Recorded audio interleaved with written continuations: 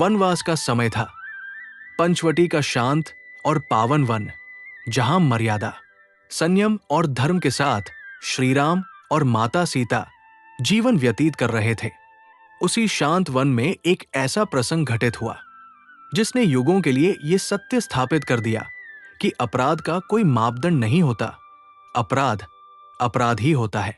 एक दिन माता सीता कुटिया के बाहर विश्राम कर रही थी। तभी देवराज इंद्र का पुत्र जयंत अहंकारवश कौए का रूप धारण कर वहां आया। उसने माता सीता के चरणों में चोंच मारी। रक्त बह निकला। ये केवल शरीर पर लगा घाव नहीं था, ये नारी की मर्यादा पर किया गया आघात था। जब श्रीराम ने यह दृश्य देखा तो उनका क्रोध व्यक्तिगत नहीं था, वो धर्म का क्रोध था। उन्होंने कोई शस्त्र नहीं उठाया, उन्होंने केवल एक तृण उठाकर ब्रह्मास्त्र का संकल्प किया। वही तृण ब्रह्मबाण बन गया और कौए के रूप में जयंत का पीछा करने लगा।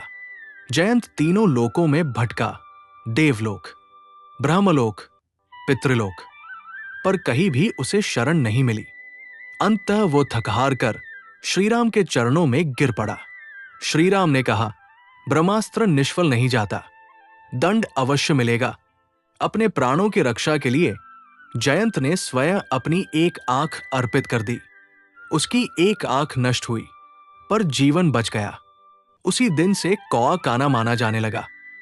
यह केवल दंड नहीं था, यह स्मृति थी कि नारी के अपमान का अपराध कभी क्षम्य नहीं होता। पर यह कथा यहीं समाप्त नहीं होती। जयंत के भीतर परिवर्तन आया। देवपुत्र होने का गर्व टूट गया। उसने जाना कि धर्म के सामने पद, शक्ति और कुल सब तुच्छ है। श्रीराम ने उसे केवल दंड नहीं दिया, उसे बोध दिया। माता सीता ने करुणा दिखाई पर अपराध को उचित नहीं ठहराया। पंचवटी का वन फिर शांत हो गया, पर उस शांति में एक चेतावनी स्थायी हो गई। मर्यादा भंग करने वाला चाहे कोई भी हो, दंड से नहीं बच सकता। युग बदला, वही कौआ, वही चोंच, वही उड़ान, पर परिस्थिति भिन्न थी। एक दिन श्री कृष्ण भोजन कर रहे थे, तभी एक कौआ उनके हाथ से रोटी लेकर उड़ गया। लोगों को यह दृश्य हास्यास्पद लगा। वे हंस पड़े, पर श्री कृष्ण की आंखों से आंसू बह निकले।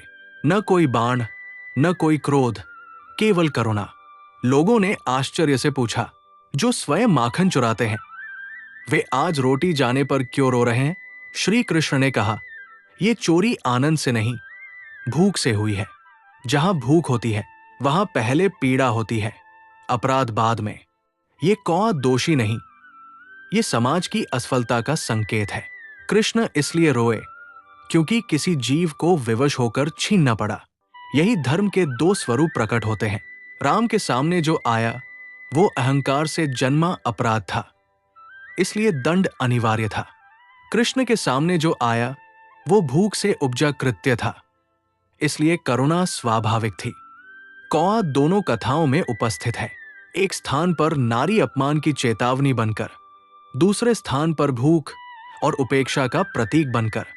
इन कथाओं का सार एक ही है, अपराध को तर्क से ढका नहीं जा सकता और पीड़ा को दंड से मिटाया नहीं जा सकता। जहां अपराध है वहां न्याय आवश्यक है, जहां भूख है वहां करुणा अनिवार्य है।